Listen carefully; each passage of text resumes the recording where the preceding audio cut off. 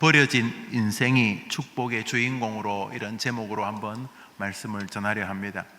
버려진 인생이 축복의 주인공으로. 우리 어머님들 살면서 자기가 버려진 인생이다 이런 느낌 이렇게 받아보신 적 한두 번 있으시죠?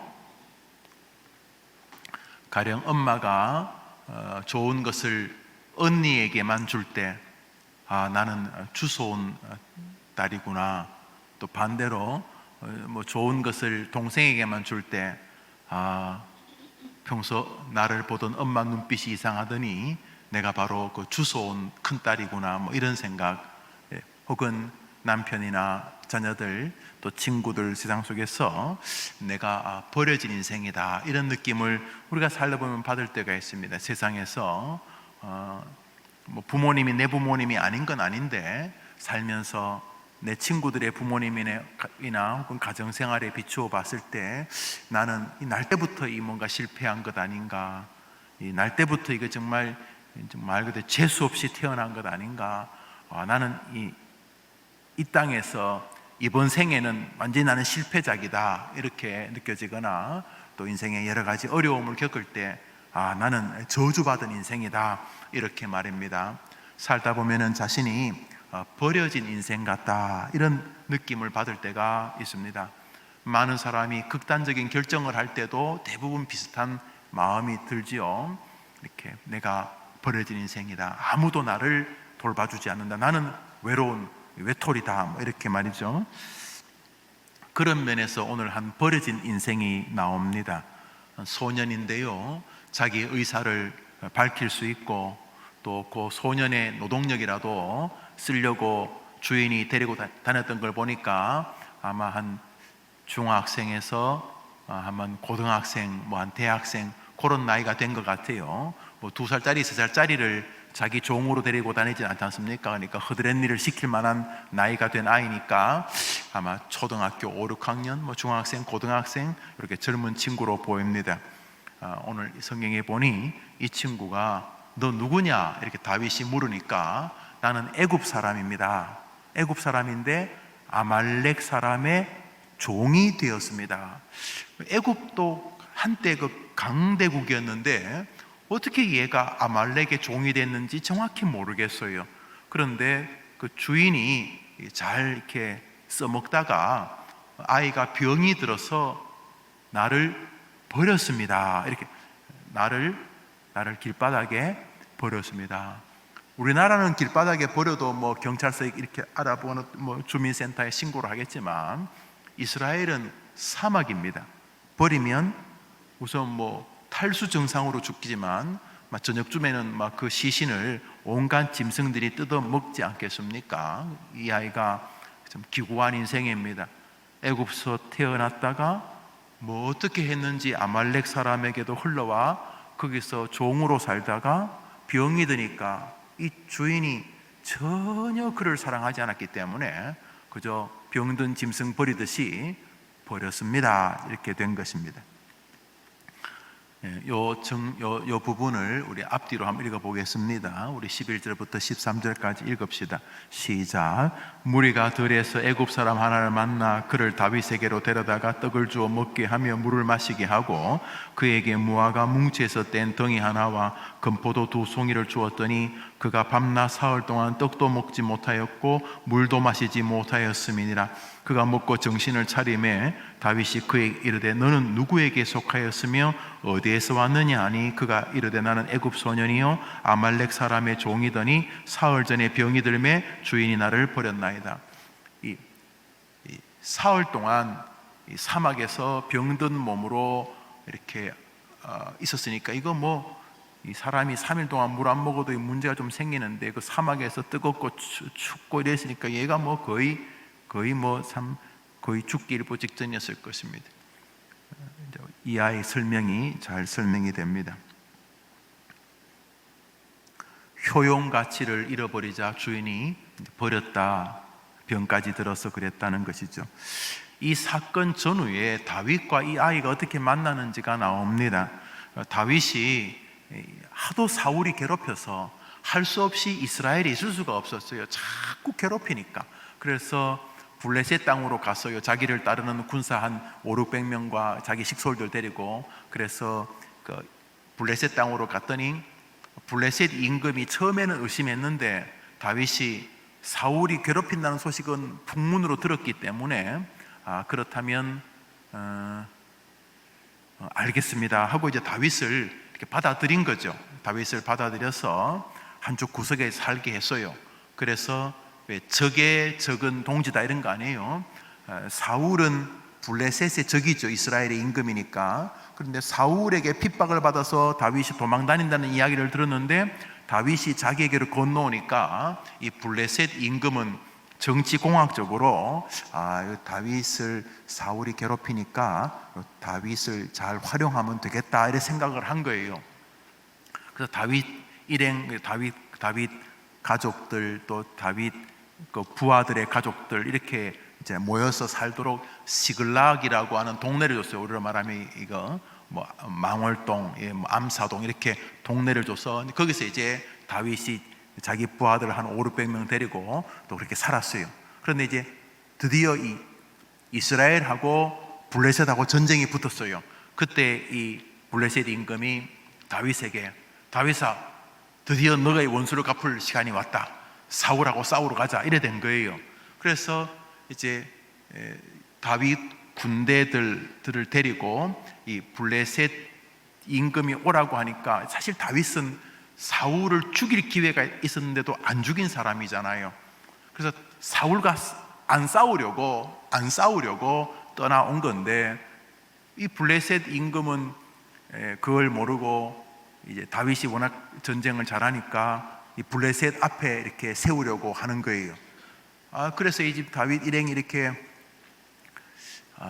참 마음이 참 진퇴양난이에요. 이게 어떻게 해야 되나. 그런데 다행스럽게 블레셋 임금은 그런 생각을 가졌는데 이 블레셋의 뭐 별 4개, 별 3개 장군들은 이 다윗이 믿음직스럽지 않는 거예요. 그래서 임금에게 계속 말합니다. 임금님, 저는 다윗이 싸운다면 저는 이번에 출전 안 하겠습니다. 저희 부하들은 동원 안 하겠습니다. 그래서 임금이 블레셋 장군 왜 그러시오?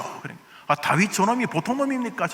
저놈이 지금 저렇게 이렇게 웃고 그러지만 저놈 웃는 게 아닙니다. 속에 시꺼먼 게 들었습니다. 저거 아니야. 다윗이 회개하고 우리 편에 왔는 것 자체가 그리고 자네 그 다윗을 사울이 괴롭힌다는 거 다 자네도 우리 첩보를 통해서 다 알고 있지 않는가? 다윗에게 이번에 사울과 싸워서 어떤 자기 원한도 갚고 또 우리 뭐 손에 피 안 묻히고 같은 이스라엘끼리 싸우면 좋은 것 아닌가? 그랬더니 또 장군들이 전하, 그게 아닙니다. 우리가 한참 싸울 때 다윗이 뒤로 쓱 돌아와가지고 뒤에서 우리에게 칼질하고 그러면 우리는 진짜 앞에는 사울 있고 뒤에는 다윗이 있고 큰일 납니다. 뭐 이래갖고 임금이 아무리 설득을 해도 이 블레셋 다른 장군들이 다윗과 싸우려고 안 하는 거예요. 다윗이 우리와 싸우면 우리 안 합니다. 그래서 할 수 없이 임금이 다윗에게 다윗아, 내 마음은 안 그런데 여러 장군들이 자네를 아직도 의심하니까 이번에는 할 수 없으니까 그냥 다음에 싸우자. 그래서 다윗도 잘 된 거예요. 임금 이스라엘 사람과 안 싸우게 됐으니까. 그래서 그러면 어떻게 할까요? 그러면 다시 너희 마을로 돌아가라. 그래가지고 그 시글락하고 이스라엘 그 휴전선하고 꽤 거리가 멀었어요. 서울에서 아마 포천이나 어디 휴전선 그 인제 그 정도 됐나 봐요. 그래서 갔다가 이렇게 돌아오는데 한 3일 걸렸어요. 그런데 문제는 이 아말렉이라고 하는 이 짱돌이 있는데 이놈들이 도둑놈들이 우리로 말하면 이 산적들. 그래서 이 아말렉은 이스라엘도 괴롭히지만 뭐 애굽도 괴롭히고 이 블레셋도 괴롭히는 이 희한한 이 도둑놈들이었어요. 그래서 이 아말렉 족속이 이 블레셋이 이렇게 전쟁하러 갈 때에 다윗의 부대의 남자들도 다 간다는 걸 알고 다윗이 블레셋 전투에 따라서 휴전선까지 가는 그 사이에 다윗과 다윗의 부하들이 있는 마을 시글락 공격을 했어요. 그래서 다윗의 어떤 가족들 또 어떤 다윗의 부하들의 어떤 처자, 짐승, 재산을 싹 들고는 다시 자기들의 소굴로 도망을 가 버렸어요. 거기 보면은 성경을 보면 다윗의 두 아내 아히노암과 옛날에 그 나발의 아내였던 아비가일, 다윗의 부인들도 잡혀가고, 뭐 그 다음에 이 다윗의 이 부하들의 가족들도 잡혀가고, 뭐 짐승, 우양 뭐 다 잡혀간 거예요. 또 돌아와 보니까 동네는 불타 있고 짐승 혹은 가족은 아무도 없는 거예요. 그렇게 부하들이 막 사기가 떨어져 가지고 막 다윗을 죽이려고 그래요. 다윗 당신이 여기 오자고 할 때부터 알아봤어. 막 이렇게 다윗 좀 수습을 한 다음에 우리 가족을 찾으러 가자 이렇게 된 거예요. 그런데 이 요즘 뭐 내비게이션 있는 것도 아니고 도둑놈이 어디 사는지도 모르고 이 사막에서 도대체 어디로 갔는지를 알 수가 없는 거예요. 또 이 아말렉 이 도둑놈들하고 약 한 3일간의 거리가 떨어졌으니까 이거는 뭐 어디로 갔는지도 알 수가 없고요. 또 흔적도 찾을 수가 없고요. 무엇보다 이 다윗의 부하들이 말입니다. 며칠 전에 여기서 떠나가지고 휴전선까지 갔다가 그래서 뭐 좀 논란이 있은 다음에 다시 돌아오니까 이 부하들도 말들도 다 지친 거예요. 지금 처자가 다 잡혀가긴 했는데 사람이 체력이, 그래서 결국 성경 보면 600명이 따라가다가 한 200~300명은 떨어져요. 도저히 못 가겠다고 막 토하고 막 쓰러지고 열나고 그러니까 한 200명은 놔두고 나머지를 데리고 갈 만큼 다윗의 부하들도 지금 많이 지쳐 있는 상황이에요. 아주 최악의 상황인 거예요. 근데 제일 중요한 건 어디로 갔는지를 알아야 될 것 아니에요. 이건 뭐 모래에서 그냥 바늘 찾기 같은 그런 것이. 그래서 이렇게 한참 가다가 어느 그 사막에서 바로 이 병든 이 애굽 종을 만나게 된 거예요. 그 다윗이 그 병든 종을 불쌍히 여긴 거죠. 그래서 먹을 거 주고 좀 정신 차리게 이렇게 한 거예요. 그 다음에 너 누구냐 이렇게 말하니까 자 이렇게 자기를 소개하게 된 거예요. 우선 다윗의 생에 아주 중요한 어떤 승리의 전환점이 되는데요. 그것은 다윗이 그 연약한 자를 이렇게 좀 불쌍히 여긴 것에서부터 시작된 거예요. 저거 뭐냐 하고 지나갔으면 뭐 그냥 다윗의 가족들과 자기의 어떤 처자를 재산을 찾는 것은 거의 불가능했을 거예요. 그런데 다윗의 마음에 그를 그 병든 그 애굽 사람을 불쌍히 여기는 마음이 생기게 된 거죠. 자, 이렇게 다른 사람을 이렇게 긍휼히 여기는 것 자체가 복을 받는다. 다른 사람을 불쌍히 여기는 것 자체가 하나님에게 불쌍히 여김을 받는다는 것은 굉장히 중요한 교리 아닙니까? 긍휼히 여기는 자는 긍휼히 여김 받겠네. 이렇게 다윗의 생애. 사실 오늘 이 본문에 아주 멋진 역사가 나타나는 출발점은 바로 다윗이 참 그 연약한 한 인생을 불쌍히 여기는 것에서부터 시작이 되는 거죠. 여러분 자녀들에게도 다른 사람을 긍휼히 여기는 것에서 오는 축복이 꼭 경험되기를 그렇게 바랍니다. 여러분 자녀들이 인간을 막 이렇게 모질게 대하기보다 우리가 뭐 그 사람에게 뭘 얻으려고 하는 게 아니라 긍휼히 여기는 자를 하나님이 긍휼히 여기시다는 그 하늘을 상대하기 때문에 우리가 기본적으로 노인은 아이고 저 노인이 얼마나 힘들까, 노인은 노인대로 긍휼히 여기고, 또 젊은 애들은 또 젊다는 게 얼마나 그 불쌍한 시절입니다. 요즘 뭐 피는 끓고 하고 싶은 거는 있는데 할 수 있는 역량은 부족하고, 초등학교, 중학교, 고등학교 막 피 끓는데 애들은 몸뚱아리는 크고 에너지는 넘치는데 하고 싶은 일은 정말 많은데 할 수 있는 능력은 부족하니까 걔네들도 굉장히 참 불쌍한 거예요. 불쌍한 게 세상에 안 불쌍한 사람이 없어요. 안 불쌍한 사람. 여러분 저는 불쌍해요, 안 불쌍해요? 한 개는 불쌍해요? 아이고 저 목사 하려고 저 많은 사람들 목사 하려고 얼마나 힘들겠나. 아이고 목사도 불쌍하지. 그래요, 목사도 불쌍하게. 아침에 새벽기도 나와 새벽기도 마치고 또 제 방에 가서 어머니 기도에 조금 준비해서 또 원고 보내주고 또 집에 갔다가 또 씻고 다시 오고 뭐 그다음에 또 종일 또 만나고 또 점심 때는 또 뭐 어느 목사님 또 뭐 만나고 뭐 또 정예배까지 뭐 하게 되고 거기다 코로나로 교회 가라 말라 뭐 나라가 그러고 뭐 다 불쌍한 거예요. 안 불쌍한 사람 없어요. 다 불쌍한 사람이. 여러분 자녀들이 개나 고양이를 불쌍히 여기는 것도 나쁜 건 아닌데 여러분 자녀들이 참 사람을 기본적으로 뭐 불쌍하다고 무슨 자기 집 문서 다 주고 그런 게 아니라 기본적으로 사람을 긍휼히 여기는 긍휼히 여기는 자는 긍휼히 여김 받. 이 다윗이 말이죠. 그 기구한 인생, 정말 그 버려진 인생, 정말 그 길바닥에 버려진 인생을 긍휼히 여기니까 좋은 일이 시작이 되었던 거죠.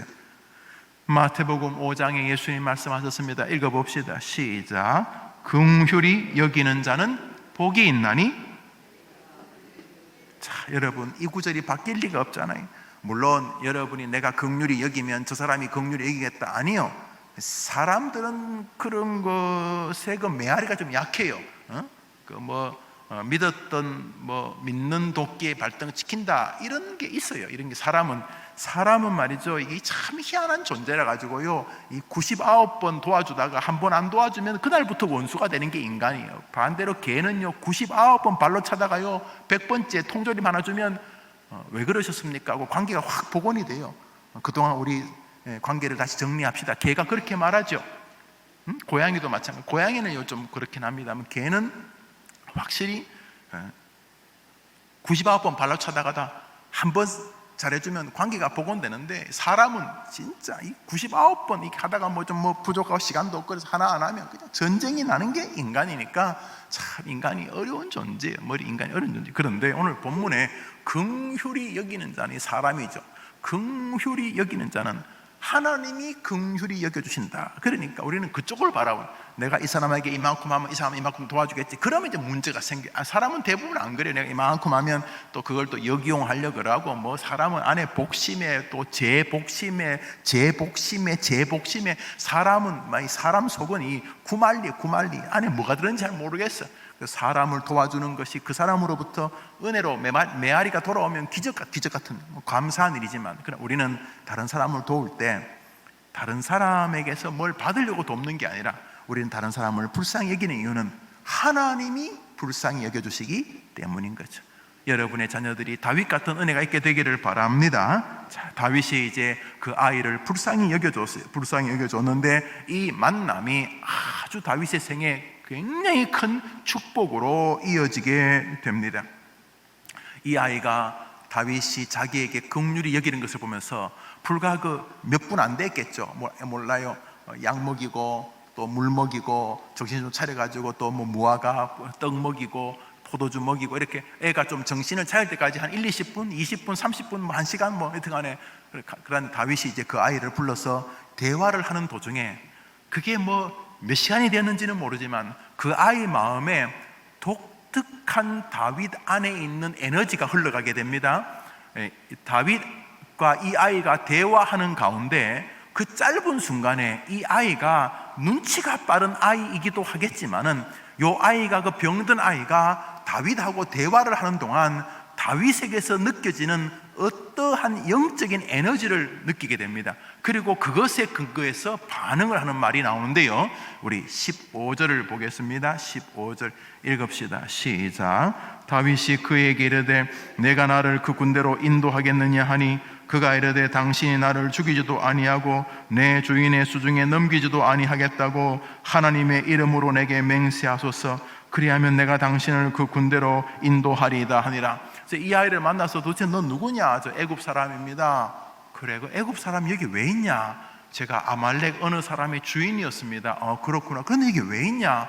제가 며칠 전에 병이 들었거든요. 그랬더니 주인이 저를 버리고 갔나이다. 그렇구나. 그래, 그건 그렇고, 나는 다윗인데 우리 가족들 또 우리 모든 것들을 이 아말렉 도둑놈들이 다 가지고 갔다. 그들이 어디로 갔는지 아느냐? 이렇게 묻게 되는 거죠. 그랬더니 이 아이가 바로 그 사람들이 제 주인이었습니다. 그러면서 이제 당신이 나를 죽이지도 않고 나를 그 아말렉에 넘기지도 않는다고 약속하면은 내가 당신에게 그들의 소굴이 어딘지 인도하겠습니다 라고 말하는데, 저기 나오는 단어 하나가 독특합니다. 그 애굽애가 뭐라 그러냐면 당신의 하나님이라고 이렇게 말을 합니다. 당신의 하나님의 이름으로 내게 약속하면은 내가 당신에게 당신의 가족 자식들을 데리고 간 아말렉 사람들의 소굴이 어딘지 말하겠습니다. 이렇게 말합니다.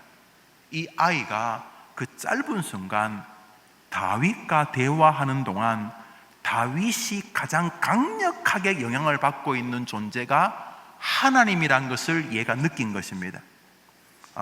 이 양반은 하나님이면 끔뻑 죽는구나 이렇게 느낀 거예요. 애굽 애가 종살이 하니까 얼마나 눈치가 빠르겠어요. 이 애굽 애가 다윗하고 몇 분 몇 시간 대화하는 동안 저 사람은 자기 하나님의 이름에 굉장히 주의하는구나. 그래서 이 아이가 느끼기를 당신이 믿는 하나님의 이름으로 나를 죽이지 않겠다고 약속해달라고 말하는 것을 볼 때 여기 놀라운 일은 이 아이가 그 죽음 속에서 자기를 건진 다윗과 대화하는 동안 그 다윗의 어투, 다윗의 생각, 다윗의 마음이 하나님에게 다 있는 것을 느꼈던 거죠. 그러니까 다윗이 정말 간절하게, 그렇지, 어디로 갔는지 도대체. 우리 가끔 애를 잃어버리면 30년째 찾는 사람 있지 않습니까? 이사도 안 가. 어느 날 어린이 대공원에서 애를 잃어버렸는데 이건 찾을 줄 알았는데 아무리 그날 거기 있던 손님이 다 나갈 때까지 기다려도 애가 없어요. 그래도 어디 있겠지. 한 달, 두 달, 1년, 5년, 10년, 30년이 되어도 그 집을 아직 이사를 안 가. 혹시나 애가 올까봐. 그런 글을 제가 봤어요. 마음 안에 가득 차 있는 게 있는 거, 자식에 대한. 그런 것처럼 다윗하고 대화를 하는 동안 이 애굽 아이 마음에 이 다윗 마음에 가득 차 있는 게 하나님이라는 걸 느꼈던 거예요. 그래서 하나님의 이름을 언급하는 거예요. 동시에 자기를 긍휼히 여기는 다윗의 따뜻한 마음 안에 하나님에 대한 어떤 생각이 있는 걸 발견해요. 이 사람이 나를 죽여도 되는데 이 다윗이 이렇게 내게 호의를 베푸는 중요한 이유 중에 하나가 자기가 믿는 하나님을 향한 믿음, 그것이 따뜻한 온기로 이방 사람 자기에게도 흐르고 있다는 걸 느꼈던 것이죠. 이 종이 다윗의 말에 반응하여서 그 아말렉 도적대들이 간 곳으로 그를 인도합니다. 한참 따라가는 동안 이 다윗의 군대 가운데 적자는 수백 명이 임금님 지금 배가 아프고 도저히 기력이 없으니까 한 600명의 군인들 가운데도 몸이 약한 사람 아니겠어요? 말했듯이 휴전선 갔다가 다시 돌아왔다가 다시 가족 찾으러 가니까 이 체력이 바닥에 났겠죠. 그랬더니 다윗이 지금 네 새끼 찾으러 갔는데 지금 그러고 이렇게 말하지 않고 좀 쉬십시오. 그러고 이제 좀 건강한 사람들만 데리고 이제 다시 그 아이를 인도를 따라서 그 아말렉 사람의 소굴 쪽으로 이렇게 가고 있습니다. 그래서 여러 날을 갔더니 드디어 어느 산 넘어 밤에 가만히 가보니까 불을 펴놓고 막 춤추고 난리가 났어요. 그 아지트, 그 아말렉 도적대들의 소굴을 발견하게 됩니다. 그래서 다윗이 부하들에게 밤까지 기다리게 합니다. 그 장면이 나옵니다. 그리고 전쟁에서 승리하는 장면이 나오죠. 16절, 17절 읽읍시다. 시작. 그가 다윗을 인도하여 내려가니 그들이 온 땅에 편만하여 블레셋 사람들의 땅과 유다 땅에서 크게 약탈하였으므로 말미암아 먹고 마시며 춤추는지라. 다윗이 새벽부터 이튿날 저물 때까지 그들을 치매 낙타를 타고 도망한 소년 400명 외에는 피한 사람이 없었더라. 그리고 뒷구절은 이제 가족을 다 찾아오고 그저 다윗의 재산만이 아니라 그 도둑놈이 그동안 뺏었던 것까지 싹 다 가져오니까 도리어 이렇게 전화위복이 되었다는 장면이 나옵니다. 그 전리품들 그것들을 다 뺏어서 이제 다윗이 귀양한다는 내용입니다. 여기까지가 오늘의 본문입니다.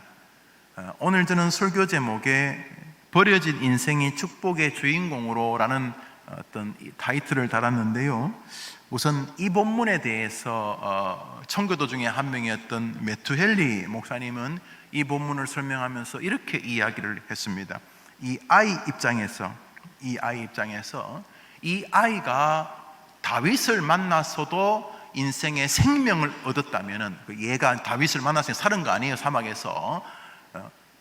이 아이가 일개 장수 다윗을 만나서도 생명의 건짐을 받았다면 영원한 장군이신 예수 그리스도를 만나는 인생은 얼마나 탁월해지겠는가, 이렇게 말을 했습니다.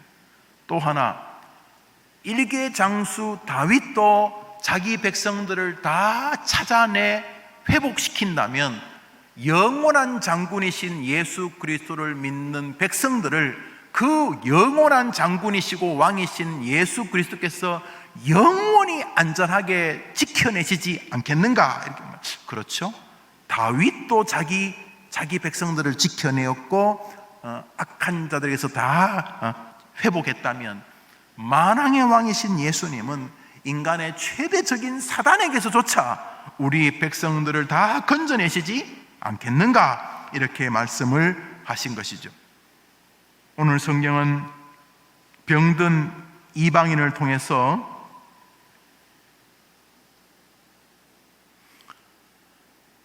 만남의 가치를 우리에게 보여주고 있습니다. 버려진 인생, 굶주림, 절망, 얼마나 얘가 무서웠겠어요. 밤에 막 늑대 울음소리, 얘가 얼마나 무서웠겠어요. 배고픔, 탈수, 뜨거움, 추움, 얘가 아마 벌써 한 절반 이상은 아마 정신이 나갔을 겁니다. 죽음의 공포, 얼마나 괴로웠겠어요. 아무도 없는 사막에 얼마나 얘가 무서웠겠어요. 그런데 다윗을 만나는 순간 이 아이 인생에 완전히 빛이 되었고, 다윗을 만나는 동안 이 아이는 다윗의 생애에 정말 중요한 인물이 되죠. 왜냐하면 이 아이가 안 가르쳐줬으면 아말렉 사람들의 소굴이 어딘지를 알 수 없으니까. 그러나 이 아이를 통해 가족들을 다 찾아오게 되고, 그리고 대승을 거두게 되지 않았습니까? 쓸모없고 버려진 인생, 얼마나 쓸모가 없으면 길바닥에 버렸겠어요. 그 뭡니까? 이렇게 여름 이거 농번기 때는 조막손도 귀하다, 이런 뭐 속담이 있는데, 손이 귀하다. 진짜 뭐 일이 많을 때는 그냥 조막손, 아이들의 그 조막손도 필요하다고 할 만큼 종이 있으면 얼마나 편하겠어요. 그런데 이 종이 얼마나 쓸모없는 인간이면 버렸겠어요. 길에다 버려버렸어요. 야, 너는 도리어 내가 너를 챙겨야 되겠다. 넌 가라. 길바닥에 버릴 만큼 완전히 쓸모없는 인생, 완전히 버려진 인생. 그 버려진 인생이 다윗을 만나자 생명을 얻게 되고, 아마 모르긴 해도 이 아이는 이 다윗의 생애에 최고로 이렇게 인정을 받을, 아마 이스라엘로 돌아왔을 때, 시글락으로 이스라엘 백성이 시글락으로 돌아왔을 때 아마 백성들에게 기립박수 받았던 애가 얘일 겁니다. 애굽에 박수를 치고, 야, 옛날에 애굽에 우리 조상 중에 요셉이 있었는데, 그러면서 막 이 아이가 얼마나 그 이스라엘 백성들에게 환대를 받았겠. 생각해 보십시오. 이 아이 때문에 다 건진 받았으니까 뭐 집안 채 없고 안 그랬겠어요. 얘가 완전히 뭐 고향을 찾아갔을지도 모르겠고, 한 아이가 완전히 쓸모없고 병들고 완전히 버려진 인생, 캄캄한 밤에 완전히 사막에, 이거는 뭐 앞길도 없고 뒷길도 보이지 않는, 이게 죽는 길밖에 없는, 말라 죽거나 굶어 죽거나 짐승의 밥이 되거나 병들어 죽거나 완전히 인생의 절망적인 순간에 빠진 아이가 다윗을 만나면서 완전히 인생이 송두리째. 코미디언 박명수고 막 소리치는 사람 있죠. 박명수 아닌가요? 부목사님 박명수 맞지요? 그러니까 왜 아줌마들 다 보면서 안 그런 척을. 박명수 씨가 어느 날 텔레비전에 나왔고, 자기에게 가장 존경하는 사람이 누구냐니까 유재석이라고 해요. 유재석 알죠? 유재석 때문에 자기 인생이 완전히 바뀌었다는 거. 유재석 맞잖아요, 그죠? 좀 고개 좀 끄덕거려봐요, 아줌마들. 그래. 박명수가 뭐 유명한 사람인지 모르겠습니다. 그 전까지는 자기 말에 의하면 뭐 아무것도 아니었다는 게, 자기는 뭐 그냥 코미디언 개그계에서도 뭐 별것도 아닌데, 유재석 이 사람이 막 좀 자꾸 이렇게 아나운서가 비슷하게 그런 거 자꾸 MC 같은 거 하고 뭐 좀 이렇게 인정받으면서 자기를 이렇게 PD한테 잘 이야기하고 계속 이렇게 데리고 다녔다는. 그래서 자기 인생에 최고로 최고로 중요한 만남은 유재석이라고 그러더라고요. 유재석. 내가 들었어요, 여러분. 응?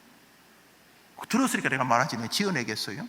그 다음에 강호동 알죠? 이렇게 그 씨름하던 강호동. 그 사람도 어느 날 텔레비전에 나와서 그런 말을 직접, 내가 텔레비전에서 받는 책에서 그래서 받는지 모르겠는데, 강호동 씨가 자기 인생을 완전히 바꾼 사람이 있다는 게 그건 누군 줄 알아요? 텔레비 안 봐요? 뭐 어떤 거 보는 거예요? 자기 인생을 완전히 바꾼 사람이 이경규래. 이경규. 대여섯 명이 거의 뻥친 나는 표정인데 진짜 찾아보세요, 여러분. 자기 인생을 완전히, 그 만남이 자기 인생을 완전히 바꿨다는 거예요. 오늘 이 아이, 버려진 인생, 절망적인 이 아이 인생을 완전히 바꾸는 사람이 그 앞에 나타났습니다. 다윗입니다. 완전히 쓸모없는 인간, 완전히 쓸모없는 종이 이스라엘을 건집니다. 이스라엘을 건집니다. 이 아이 때문에 이스라엘이 다시 서게 되는 거죠. 지금 이게 함께 갔던 이 600여 명의 이 사람들이 바로 이스라엘의 건국의 이 주역들입니다. 이 사람들이 이 아둘람 굴 동지들이고, 이 사람들이 이스라엘을 완전히 세운 사람들입니다. 안 그랬으면 여기 뭐 자중질환이 일어나가지고 막 서로 죽고 막 그랬을 거예요. 백성들이 다윗 따라와가지고 자기 처자 다 죽었다고 하면 원수 갚고 그랬을 거예요. 그런데 이 아이 때문에 이스라엘이 건국하게 되는 아주 중요한 계기가 되는 것이, 완전히 쓸모없던 인간, 얼마나 쓸모없으면 길바닥에 버렸겠어요. 아무짝에도 쓸모없는 인간이 다윗을 만나면서 인생 자체가 완전히 변하게 되었어요. 그분에 대해서 공과가 있습니다만, 반기문 저 유엔 사무총장, 그분이요, 고등학교 때 저 충청도 분인데 고등학교 때 영어를 잘해가지고 어떻게 우리나라 무슨 프로그램에서 백악관이에요. 그때 대통령이 케네디, 그가 대통령을 딱 보는 순간 그 사진이 있더라고요. 키가 꽤 크더라고. 그때도 고등학교 키가 뻘쭘한 머리 빡빡 깎은 그 한국 고등학생이 그 케네디 뒤에서 사진을 찍은 게 있더라고요. 그 케네디를 딱 보는 순간, 이 반기문 씨의 그 책에 나와요. 딱 보는 순간 자기 마음에 외교관이 돼야 되겠다, 이런 마음이 들더래요. 외교관. 그래서 뭐 세계 외교의 수장인 유엔 사무총장까지 되지 않았겠어요? 그 자기 인생에 가장 강력한 영향을 준 만남은 케네디래. 케네디를 만나, 그게 자기 인생에 굉장히 중요한 영향을 줬다는 거예요. 중요한 영향을. 저에게 뭐 영향을 준 분이 많지만, 제게 가장 큰 영향을 준 사람은 한국 사람 아니면 영국 사람. 마틴 로이 존스라는 사람은 영국 사람인데, 영국에서 저 변두리가 있어요. 우리나라면 전라도 정도 돼요. 웨일즈가 꼭 서쪽에 붙은 전라도 땅 정도 돼요. 영국은 이렇게 땅이 이렇게 있는데, 북쪽에 스코틀랜드라는 땅이 있어요. 우리나라면 북한쯤 되는 스코틀랜드가 있어요.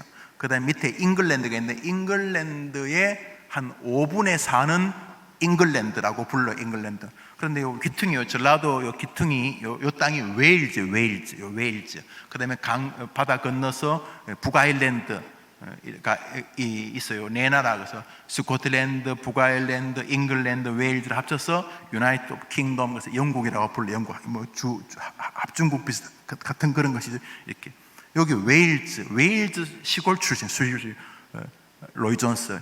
닥터 마틴 로이 존스라는, 이 닥터라는 게 뭐 신학 박사 이 닥터가 아니고, 이 사람 의사, 외과 의사. 그러니까 우리로 말하면 의사 닥터예요. 그냥 뭐 철학 박사가 아니고 의사 닥터인데, 사람들이 그냥 영국에서 이 사람은 그냥 닥터라고 불러요. 닥터 로이 존스. 자, 이분의 제가 로마서를 이렇게 읽게 됐어요. 그러면서 제가 제 인생에 굉장히 중요한 만남이 되었어요. 그전에도 제가 설교도 들었고, 그전에도 교회도 다니고 그랬겠죠. 그래서나 제가 그분의 글을 만나면서, 하나님의 말씀이 이게 너무도 놀라운 세계구나. 설교는 그전까지는 제가 교회 다니면서 제일 지겨운 시간이 그 예배 시간에 설교였거든요. 그래서 어떤 날은 기도해서 설교 없는 교회 가게 해달라고. 저는 예배 시간에 제일 재밌는 게 광고였거든요. 광고가 너무 재밌어서 광고. 예배 광고만 있으면 얼마나 좋을까. 광고가 제일 재밌고, 나머지는 그리고 제일 힘든 게 찬송가 부를 때 5절, 5절 있는 찬송 부를 때 막 숨이 막히는 거예요. 5절 있는 찬송. 그런데 은혜 받았다고 또 앞에 인도하시는 분이 한 번 더 부를 때는 거의 죽을 지경이었어요. 10절. 찬송가 제일 좋은 건 1절로 끝나는 거. 성부, 성자, 성령. 그건 막 그냥 부를 때 감동이 막 오는데, 막 3절이 넘어가면 가슴이 답답한데 5절짜리 찬송 부르면 막 너무 힘들었어요. 진짜 어떤 분은 그거 2번 부를 때는 막 너무 힘들었어요. 그러다가 제가 이 로이 존스 목사님 만나면서 제 인생에 아주 여러분이 생각하는 것보다 훨씬 더 큰 변화가 제 인생에 다가왔어요. 그 다음에 이제 로이 존스 목사님을 통해서 소개를 받죠. 로이 존스 목사님은 제가 철들었을 때 이미 돌아가셨으니까 1899년에 태어나서 1981년도 제가 막 이제 고등학교 막 들어갈 그때쯤 돌아가셨기 때문에 내가 이분 만나보지는 못했어요. 만나보지는 못했고, 제가 영국에 갔을 때 이미 배단, 그 부인 로이 존, 배단도 의사인데 그 배단도 돌아가셨어. 배단이 와서 늘 사역하던 학교가 바로 제가 다니던 학교였는데, 배단에 와서 한 번씩 기도하고 그랬던 이야기를 듣고, 총장님이, 학장님이 그 로이 존스의 제자였었냐, 그 웨일즈에 있는 그 학교를 제가 다니게 되었는데, 이 로이 존스 목사님 만남이 제게는 정말로 큰 영향을 줬어요. 그래서 제 방에 오면 로이 존스 목사님과 로이 존스 목사님이 정말 존경했던 스펄전 목사님의 사진이 이렇게 제 방에 걸려져 있어요. 제게 마음에 늘 고향 같은 어른들이시니까요. 자, 이렇게 누군가를 만나는 게 아주 굉장히 중요해요. 누구를 만나느냐에 인생이 변화돼. 누구를 만나는 거예요. 요나단은 다윗을 만나고 멸망해 버릴 뻔한 가문이 살아나요. 무비보셋 같은 요나단의 자식을 통해서 그래도 사울의 가문이 계보가 이어지게 된 거죠. 누구를 만나느냐, 이건 너무너무 중요한 것이에요. 악한 남편 나발의 부인이었다가 다윗을 만나 다윗의 가문에 들어온 아비가일 같은 사람도 누구를 만나느냐에 인생이 달라지게 되는 거죠. 오늘 이제 말씀을 맺으면서 버려진 인생이 축복의 주인공으로 바뀐 것은 만남 때문이라는 것을 지금 여러분들에게 설교하고 있습니다. 인생을 살면서 만남을 통한 하나님의 기대를 가진 사람은 오늘 함부로 포기 안 합니다. 지금 버려진 거 맞아요. 내가 볼 때 완전히 나는 이 시대에 버려진, 내가 아무리 열심히 월급을 모아도 집을 산다, 불가능해. 이게 집을 살 수 있는 수준이 아니게 도저히 이해 안 되게 몰라. 야, 나는 이번 생에는 나는 포기해야 되겠구나. 집을 사기가 어렵다는 것은 사실. 그렇지만 이번 생에 나를 포기해야 되겠구나. 이거는 거짓. 왜냐하면 만남의 법칙이 아직도 살아야 돼. 만남의 법칙이. 아무런 길도 보이지 않아요. 사막에 무슨 길이 보이겠어요? 사막에 이제 오늘 죽나 내일 죽나 그러겠죠. 목이 마르면 사람이 막 캑캑거리고, 목이 마르면 기가 막히잖아요. 입에 거품도 나오고, 목이 마르면 배는 고프고, 또 어디에 다쳤는지 상처가 나가지고 이제 골마가 죽어가고 있고, 짐승들이 오니까 돌 던지고, 어떻게 어젯밤은 보냈는데 오늘 밤은 자다가 누가 콱 물면, 모가지 물면 죽는 거예요. 야, 앞이 보이지 않는 이 캄캄한 사막길에서 이 아이에게 빛이 어떻게 빛이 비춘, 다윗을 만나면서 이 아이 인생이 완전히 빛이 다윗을 만나면서 절망의 인생이 다윗 족속들을 살리는 사람이 된 거예요. 이 아이가 다윗 군대를 인도하고 다윗 왕조를 인도하게 되는 거죠. 모르긴 해도 이 아이는 정말로 이스라엘의 존경받는 인물의 자리에 있었을 거예요. 이 아이가 아니었으면 우리 만나지 못했다고 아마 이 아이를 집집마다 초청했는지 모르겠어요. 당신 아니었으면 우리 아이하고 우리 노모하고 우리 부인하고 다 헤어질 뻔했는데 당신 때문에 고맙다고 아마 이 아이는 이 시글락에서 이스라엘 백성들에게 제일 사랑받는 이방인이었을 거예요. 왜요? 다윗을 만났기 때문에. 우리 아이들 가운데 이런저런 이유로 시작도 안 했는데 자기 인생이 버려졌다고 생각하는 애들이 꽤 있어요.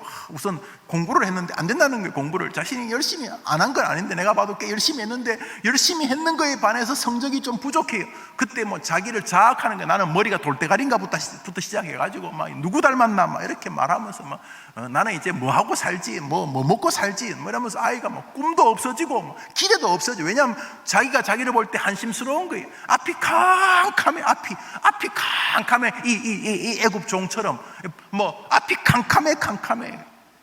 버려진 인생. 그런데 다윗을 만나면서 인생이 완전히 뒤집어진 거지. 우리 아이들에게 하나님이 은혜 주셔서 다윗 같은 사람만 만나도 인생이 뒤집어지면, 우리 아이가 자기 예수님을 진심으로 만나면 이 아이가 어떻게 뒤집어질 것인가? 하나님께서 우리 아이에게 은혜와 은총을 더하셔서 한번 따라합시다. 하나님, 우리 아이에게 만남의 복을 주옵소서. 한 번 더 합시다. 만남의 복을 주옵소서.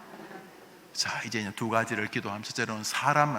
여러분, 사람 잘 만나다요. 이 도둑놈 만나면요, 이 도둑놈 되고요, 사기꾼 만나면요, 사기꾼 되는 거죠. 만남은 정말 소중해서 제가 우리 아이들 이렇게 기도할 때마다 꼭 하잖아요. 만남의 복을 달라고. 하나님, 우리 아이 이제 막 그 영아 우리 첫 출석하면 제가 기도하잖아요. 하나님, 우리 아이에게 만남의 복을 달라고. 만남의 복은 소중해요. 사람이 다 똑같아. 말이 돼요? 어떻게 사람이 다 똑같아요? 난 세상에 뭐 사람이 다 똑같아. 뭐 이런 말 하는 사람 보면 정말 이해가 안 돼요. 뭐 교회는 다 똑같아. 이거 어떻게 그런 황당한 말을 하죠? 교회가 다 똑같아요? 학교는 다 똑같아요? 선생님은 다 똑같아요? 아니 어떻게 그 무슨 뭐 사회주의도 아니고 공산주의도 어떻게 사람이 똑같아요? 다 다르지요. 서울대학교하고 다른 학교가 똑같아요? 다르지요. 어떻게 똑같아요? 다 똑같아요? 다 똑같아요. 희한한 사람이죠. 안 똑같아요. 만나야 될 사람이 있고 피해야 될 사람이 있어요. 아니라고요? 성경은 말합니다. 이단을 만나지 마라, 집에 들이지도 마라, 인사하지도 마라, 이렇게 한두 번 권면한다면 내쫓으라. 만남을 아예 만나지를 마라. 그래. 만나지 않아야 될 사람이 있습니다. 좀 소극적이고, 하나님, 우리 아이가 이 땅에서 만남의 복을 갖게 하여 주옵소서.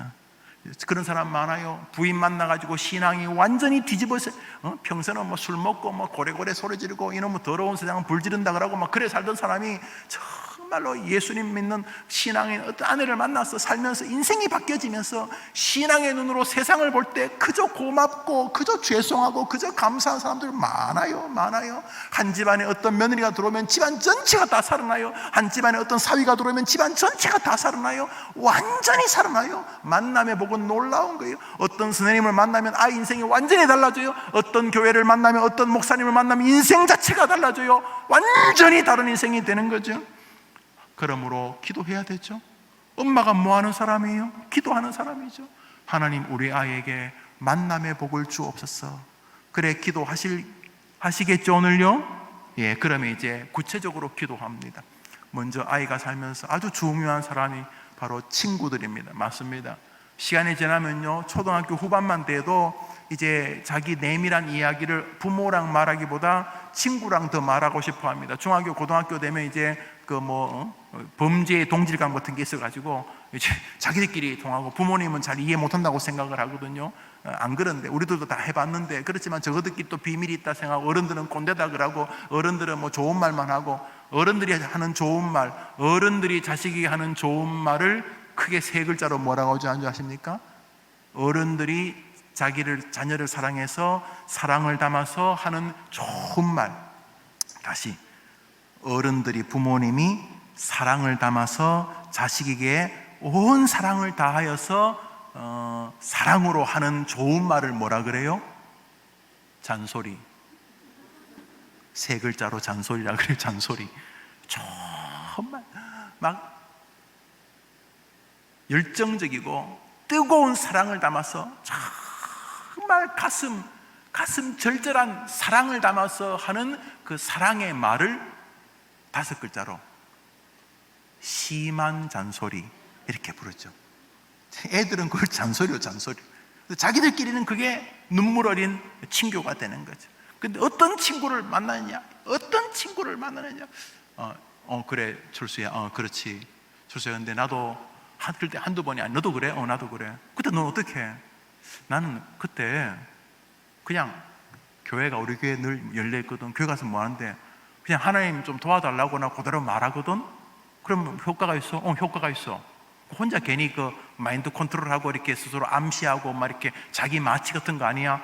뭐 그런지는 모르겠는데, 나는 하나님께, 하나님 내가 이렇게 했는데 내가 좀 잘못도 했지만은 또 억울하기도 한데 하나님 좀 도와달라고 이렇게 기도하다 보면 눈물도 나고, 그리고 기도하다 보면 이상하게 마음도 후련해지고, 그리고 시간이 지나면 또 그것도 해결되더라고. 기도가 그러면 효과가 있는 거랬는데, 나한테는 효과가 있는데 너한테는 잘 모르겠어. 근데 지금 너하고 그 문제가 나하고도 비슷한데, 그럼 저녁에 우리 그냥 각각 기도할까? 나 기도 안 해봤는데 나는 우리 교회 크니까 나는 저 끝에서 기도하고 넌 저 끝에서 기도하니까 서로 듣지도 않고 그냥 그래 기도하다. 기도할지도 모르는데 나도 어차피 기도할 줄 몰라. 그냥 하나님 좀 도와주세요. 그런데 대신에 솔직하게 뭐 내가 미주알 고주알 그랬는데 내가 미주알 고주알 그래서 미주알 고주알 그랬다. 그렇게 하면 되더라고. 그렇게 아이들끼리는 이렇게 대화가 통하거든요. 대화가. 근데 그 친구가 정말로 다윗 같은 아이면은 길이 보이지 않던 이 죽어가던 애굽 아이가 다윗을 만나면서 인생이 뒤집어지는 것처럼 뒤집어질 수 있으니까 하나님 우리 아이에게 좋은 친구의 훌륭한 친구의 만남을 달라고 기도하는 거죠. 동시에 하나님 우리 애도 다른 사람에게 그런 좋은 친구가 되기를 기도합니다. 또 선생님 중요해요. 요즘 하도 선생님이 교육 노동자를 하면서 무슨 월급 받고 지식 가르치는 그런 사람으로 보이지만 사실은 그렇진 않거든요. 어떤 선생님을 만났을 때 그 선생님의 가르침뿐 아니라 선생님의 인격, 그 선생님 안에 있는 하나님에 대한 그의 신앙의 자세에서 흘러나오는 어떤 태도들, 언어 생활들, 또 자기에게 맡겨진 사람이 하나님이 이번 학기 때 자기에게 맡긴 학생이란 믿음에 근거한 학생들에 대한 태도, 이런 것들이 다 섞여가지고 선생님에게서 굉장히 좋은 마음을 가지고, 특별히 초등학교 저학년일수록 선생님과 좋은 관계를 가지고, 유치원도 마찬가지고 선생님이 정말 신실한 아이면 이 아이에게 아주 좋은 에너지를, 또 아이를 격려하고 칭찬하고, 사람이 꾸중 들어서 잘 되는 법이 별로 없거든요. 사람은요, 대부분 이렇게 격려가 좀 필요해요. 성경도 보면 너희 수고하는 자들을 알아주라 그러는데 자꾸 격려하는 게 필요한데, 적절하게 격려하고 또 잘못된 것은 잘 이렇게 훈육하면서, 그래서 어떤 선생님을 만나면 인생이 참 많이 달라져요. 인생이 정말 많이 달라져요. 여러분 살다 보면 그런 좋은 분 계시잖아요. 또 목사님, 어떤 목사님 만나 인생이 어떤 목사님 만나 인생이 달라지는 거죠. 그래, 만남의 복을, 배우자 정말 중요하죠. 배우자 여러분들이 기도해. 하나님께서 아이에게 만남의 복을 달라고 만남. 사회도 마찬가지죠. 직장 상사, 소망한 날 보니까 황당한 직장 상사 때문에 괴로워하는 분들이 계시더라고요. 황당한 것만, 그런 만남. 마지막으로 본질적인 만남, 날마다 만남, 바로 우리 예수님, 우리 아이가 우리 예수님 만나게 해달라. 우리 애가 정말 예수님 만나게 해달라. 예수님, 우리 아이가 예수님 만나게 해달라. 예수님, 날마다 예수님, 날마다 구원의 확신을 가졌지만 오늘도 예수님 만나고, 오늘도 날마다 예수님 만나면서 믿음의 복을 누리게 해달라고 여러분들이 기도하는 은혜의 날 되기를 주님의 이름으로 축복합니다. 한번 따라합시다. 버려진 인생이 축복의 주인공으로 만남을 통해서 이루어지는 일입니다. 우리 누가 반주할 수 있습니까? 하나님은 너를 지키시는 자, 우리가 찬송을 하겠습니다.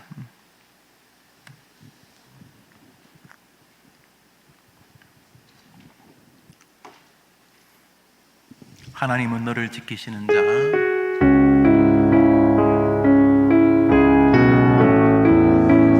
우리 아이가 복된 만남, 우리 주님과의 만남을 주옵소서.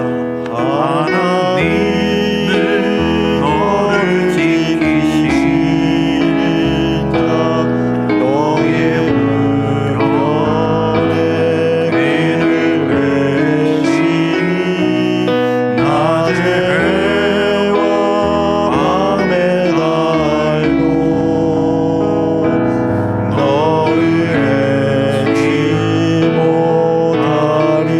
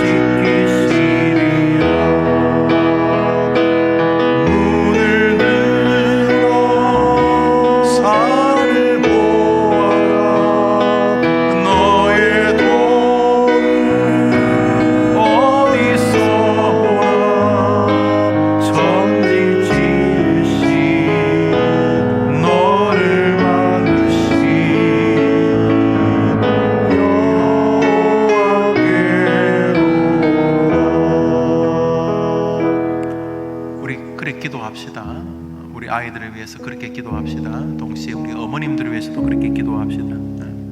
낙심과 포기가 아니라 만남의 복이 있습니다. 여러분, 정말 어떤 사람하고 간단하게 점심을 같이 했는데 괜히 유쾌한 식사를 해본 적 없습니까? 뭐 요리가 엄청 비싸고 그래서가 아니라 그냥 된장찌개, 김치찌개 하나 했는데 잠시 식사하면서 그 만남의 즐거움을 누려본 적 없습니까? 그걸 극대화해 보십시오. 세상을 살면서 이렇게 낙심이나 이렇게 포기들이 있기 마련입니다. 이 애굽 소년처럼 좀 절망의 밤이 오기도 합니다. 그렇지만 우리에게는 주님이 계십니다. 이제 여러분의 아이들도 마찬가지일 것입니다. 학교에서 아이들을 상담하거나 경찰서에 오래 근무해서 청소년 문제를 다뤄본 분들의 그 어떤 그런 글들을 보면은 공통점이 있습니다. 뭐냐면 부모가 자식을 잘 모른다는 것입니다. 그래서 부모들이 늘 하는 말이 우리 애가요 이렇게 말한다는 거예요. 우리 애가요. 우리 애는 그런 애가 아닙니다. 이렇게 남들 다 아는데 부모님은 잘 모르시는 거죠. 물론 자식이기 때문에 그렇기도 하고 가급적이면 긍정적으로 보려고 하고 그러기도 하고 또 자식이 또 부모 앞에서는 그래도 핏줄이라고 기본 길을 보이려고 하니까 그렇기도 한데 학교에서 오래 아이들을 가르쳤던 분이거나 경찰서에서 오래 청소년 문제를 담당했던 분들의 그 글들을 보면 그 부모님들이 자기 자식에 대해서 정말 잘 모르신다는 거예요. 정말 잘 밥 해주고 삼계탕 해주고 돼지고기 이렇게 삼겹살 해주고 친구 오면 간식 내려주고 학원 간다면 학원비 대주고 그렇긴 하는데 진짜 자기 자식을 잘 모른다 그런 글을 봤습니다. 그럴 수 있을 수 있어요. 그런데 우리 아이가 어머니의 기도를 통해 하나님이 역사하셔서 아이에게 좋은 만남을 주시면 정말로 우리 아이들은 축복이 될 수 있죠. 아무리 앞이 캄캄해도 좋은 만남은 이 애굽 소년을 건지는 같은 역사를 보니까 다윗을 만나도 인생이 이리 변한다면 우리 애가 우리 하나님을 만나면 어떻게 변할까?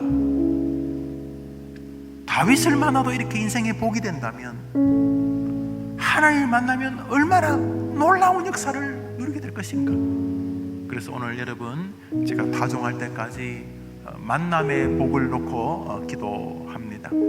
입시를 치르고 이제 결과를 또 놓고 기도하는 분들도 계실 것이고 또 수시를 낸 분들이 이제 수능 기본 점수를 또 기다리는 분도 계실 것이고 또 정시를 하시는 분도 계실 것이고 그 외에도 또 여러 가지 문제로 자녀를 위해 기도하는 분들이 계시겠죠. 어머니 오늘 여러분이 가진 모든 기도를 드리십시오. 무슨 기도도 다 괜찮습니다.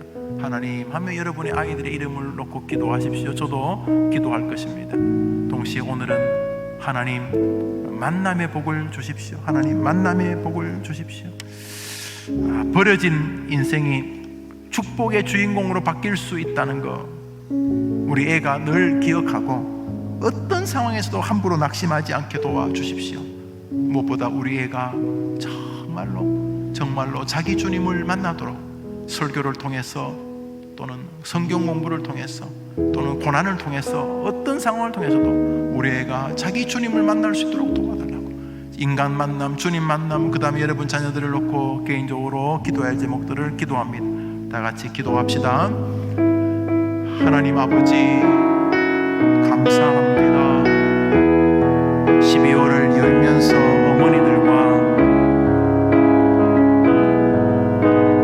어머니 기도회로 모였습니다. 한 소년의 기구한 삶을 봅니다. 어쩌다가 애굽에서 아말렉까지 흘러와 나라 같지도 않은 도적대들의 종이 되었는지 이 애굽 소년을 볼 때마다 참 기구한 인생이다 보게 됩니다. 이 아이에게 하나님이 다윗을 만나면서 변화된 모습을 보게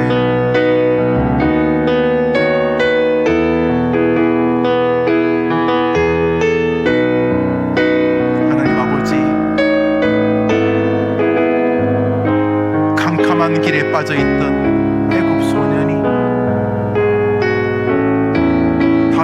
만나며 생명을 건짐받게 되었다. 나아가 이스라엘 역사의 중요한 역할을 감당하게 되었습니다.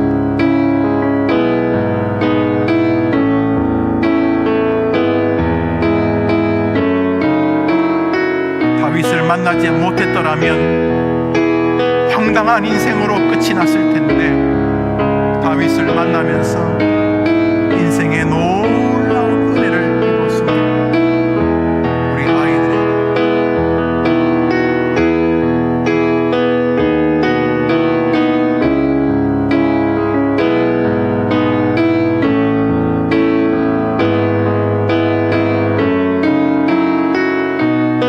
주님이 도와주옵소서.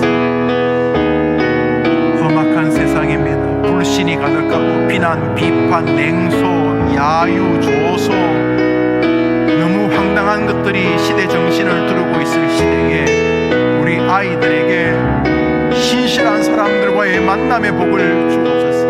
친구, 선생님, 목사님, 전도사님, 간사님, 교회 안팎의 동료들, 직장 상사들, 하나님, 동네 주민, 이웃들,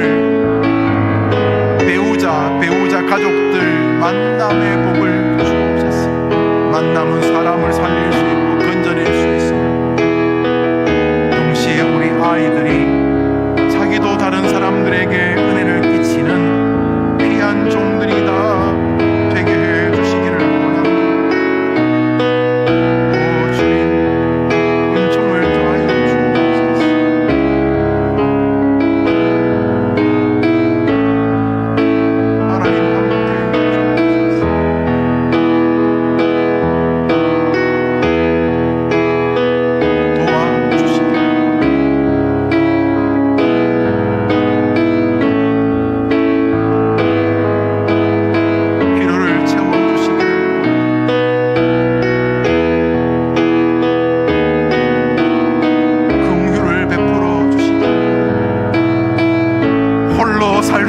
하나님 세상입니다. 만남의 복을 주옵소서. 초등학교 때도, 중학교 때도, 고등학교, 대학교, 어른이 되어서도 만남의 복이 있는 아이들이 되게 해 주옵소서. 좋은 스승, 좋은 동료 만나게, 좋은 책, 좋은 저자 만나게 해 주옵소서. 좋은 교회, 좋은 목사 만나게 해 주옵소서. 자신의 하나님을 아시지요? 몸이 아픕니다. 아시지요? 마음이 아픕니다. 아시지요? 경제적으로 아픕니다. 아시지요? 가족이 서로 아픕니다. 관계가 아픕니다. 정신적으로 아픕니다. 하나님 아버지,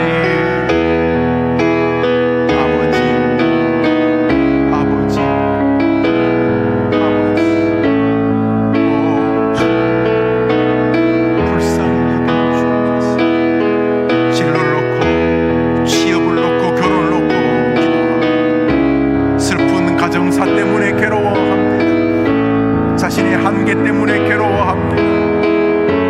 과거의 상처 때문에 괴로워합니다. 보이지 않는 불안한 미래 때문에 괴로워합니다. 영적으로 괴로워합니다. 하나님 아버지, 아이들을 도와주옵소서. 아이들에게 은혜를 내려주옵소서. 우리 어머니들의 기도를 들어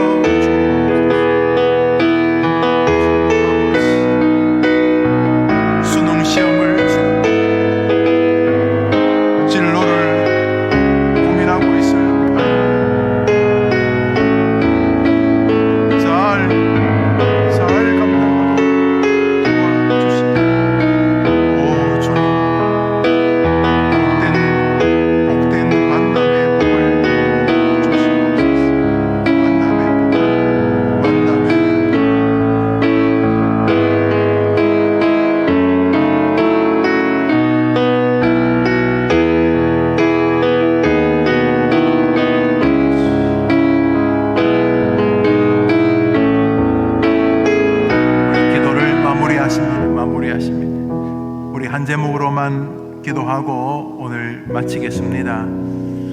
코로나19로 모임 자체를 극도로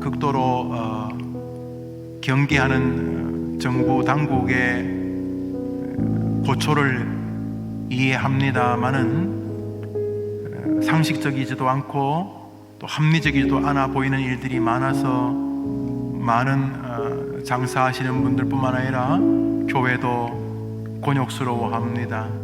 밀집된 버스, 지하철, 적잖이 모이는 식당, 또 훨씬 더 많은 사람들이 모이는 관공서를 제쳐두고 학교나 교회 같은 장소를 출석하는 사람을 제한하는 것은 합리적이지 않는 면이 있기 때문에 그렇습니다.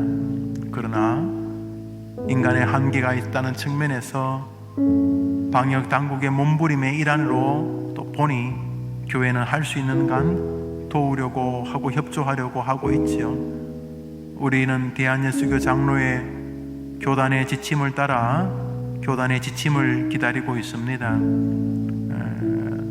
세상이 예수님이라고 하지 말라고 해서 안 할 것도 아니고, 성경책이 오늘부터 가짜라고 정부가 말한다고 해서 우리가 가짜라고 동의하지 않는 것처럼 교회에 모이지 말라고 해서 안 모이는 곳이 교회가 아니기 때문입니다. 이런 질병의 특수사항이 있다 손 치더라도 교회는 교회의 정신이 존재하기에 총회의 의견을 우리가 기다리고 있습니다.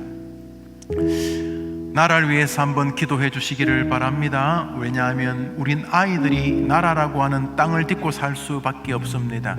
우리가 공산주의 사회에서 짐승 같은 북한의 삶을 살 수 없지 않겠습니까? 그러므로 나라가 건강하도록, 신앙의 자유가 꽃피도록, 또 위정자들이 정말로 올바른 애국관과 또렷한 우리 자유정신을 가지고 나라를 잘 이끌 수 있도록 나라를 위해서 기도해 주십시오. 만남을 위해서 한 번 더 기도할 것은 우리 아이들이 세상을 살면서 만남을 소중히 여긴다는 증거가 사람을 대할 때 조심하는 것입니다. 나보다 좀 질이 떨어진 옷을 입고 있다고 해서 그 사람이 질이 떨어지는 것도 아니고, 그 사람의 표현이 좀 어눌하다고 해서 그가 나보다 약한 사람은 아니지 않습니까? 무엇보다 하나님은 만남을 통해 일할 수 있다는 측면을 이해한다면 우리는 어떤 사람을 통해 일하실 것인지에 대해서 함부로 재단할 수 없습니다. 그런 면에서 하나님은 만남을 통해 일한다고 믿는 사람은 정말 기본적으로 사람을 조심합니다. 그래서 말할 때도 다음에는 안 볼 사람처럼 말하지 않습니다.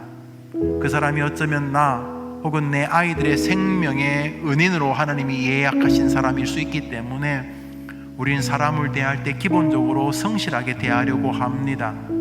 지금 직급이 낮은 아랫사람도 마찬가지입니다. 병약한 사람도 마찬가지고 노인 어린 아이도 마찬가지입니다. 하나님이 만남을 통해 일하신다는 걸 기억하는 사람은 기본적으로 사람을 조심스럽게 대합니다. 절대로 감정으로 먼저 말하지 않습니다. 왜냐하면 하나님이 사람을 통해 만남을 통해 일한다고 믿기 때문입니다. 이제 우리 아이들이 하나님이 만남을 통해 일한다고 믿는 믿음을 가지면은 사람을 대하는 태도의 변화가 생기는데, 그것은 사람을 주의해서 대한다는 것입니다. 함부로 말하거나 그 사람이 없는 자리에서 함부로 그 사람을 폄하하지 않습니다. 왜냐하면 하나님은 만남을 통해 일하시기 때문입니다. 다른 사람을 함부로 비난하거나 판단하는 일은 예수님이 엄중히 경고하신 일이기도 합니다. 왜요? 만남을 통해 일하시는 것이 하나님의 뜻이기 때문입니다.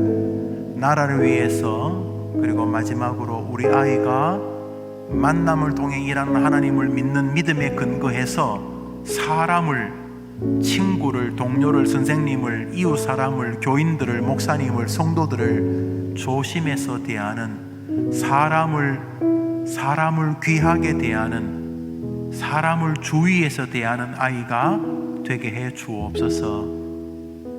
만남을 통해 일한다고 믿으면 결론이 당연히 그렇게 되겠죠. 나라를 위해서 사람을 소중하고 주의한 마음으로 대하는 아이가 되게 해달라고 오늘 어머니 기도회 12월 마지막 기도에 기도하고 마치겠습니다. 기도합시다. 자비로우신 주님, 우리 아이들이 살 곳이 대한민국입니다. 전 세계 5대양 6대주에 나가더라도 코리아, 나는 한국 사람이다. 이것이 아이들의 레텔이 될 것이고 근원이 될 텐데 이 나라를 도와주시기를 원합니다. 나라가 어렵습니다. 정신적으로, 사상적으로 어렵습니다. 완전히 국론이 분열되어 있습니다. 비정상적인 정치인들과 도저히 온전하다고 믿을 수 없는 위정자들과 도저히 이해할 수 없는 헌법의 변화들을 보게 됩니다. 주님, 장난처럼 나라를 이끌 수 없어야 하지 않겠습니까? 온 국민들을 어리석게 만들거나 젊은이들의 꿈을 앗아가 버리는 방식으로 국정이 진행되어서는 안 되니 하나님이 역사해 주시고 하나님이 도와주셔서 믿음의 굳건히 서서 세계 강국의 반열에 설 수 있도록 먼저 국민들 안에 나라에 대한 자긍심과 국민들 서로를 소중히 여기는 마음을 주시기를 원합니다. 지도자들이 앞장서서 국론을 분열시키는 이런 폐악한 일들이 속히 마감되도록 하나님이 제어해 주시고 역사해 주시기를 원합니다. 집값이 많이 올라 연약한 사람들의 절망감이 많아지고 있고 특히 젊은이들의 꿈이 많이 흔들리고 있습니다. 하나님, 우리나라의 재정도 도와주시기를 원합니다. 천조를 빚을 지고 있는 나라입니다. 이 나라를 도와주시기를 원합니다. 우리 아이들이 살아야 될 나라이고 우리 아이들이 믿음을 흔들며 높이며 경배하며 살아야 될 나라니 이 나라를 도와주시옵소서. 하나님은 만남을 통해 일하신다는 가장 기본적이고 단순한 논리를 기억하면서 우리 아이들이 하나님께서 만남을 통해 일하실 것을 기대하는 신앙에 근거한 사람을 인격적으로 대하려는 노력들을 주옵소서. 오늘 아침에 나와 기도하는 모든 어머니들의 기도를 들어주시기를 예수님의 이름으로 기도합니다. 아멘. 여러분의 성도님들이 어머니 기도에 나오시면서 예물을 드리셨습니다. 하나님께서 어머니들의 기도를 들으실 줄 믿습니다. 우리 구호하겠습니다. 구호합시다. 나는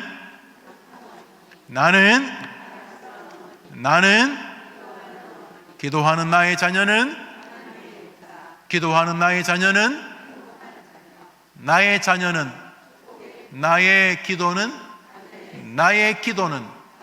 나의 기도는 수요일 오전은